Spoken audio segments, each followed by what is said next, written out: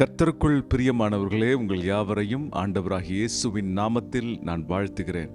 கர்த்தர் இரக்கமும் நீதியும் நியாயமும் செய்கிற தேவன்.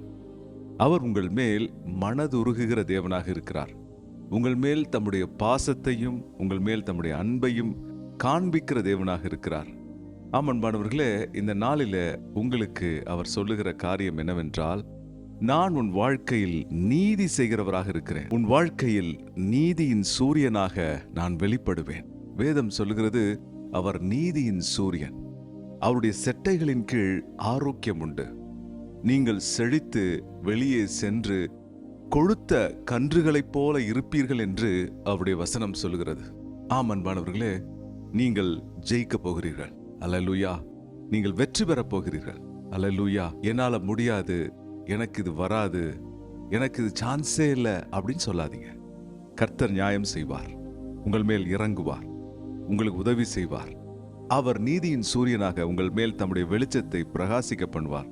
நீங்கள் பலப்படுவீர்கள், கொழுத்த கன்றுகளைப் போல் வெளியே செல்வீர்கள், பிரச்சனைகளை ஜெயிப்பீர்கள், போராட்டங்களை மேற்கொள்வீர்கள், தடைகளை தாண்டுவீர்கள். சாத்தியமில்லாத காரியத்தை இயேசுவின் அருளினால் வல்லமையால் சாத்தியப்படுத்த போறீங்க. அல்லேலூயா. இந்த காரியத்தை கர்த்தர் உங்கள் வாழ்க்கையில செய்யும்போது தேவனை மகிமைப்படுத்துங்க. அவர் நீதியின் சூரியன். உங்கள் மேல் தம்முடைய வெளிச்சத்தை கட்டளையிடுவாராக. ஆமென்.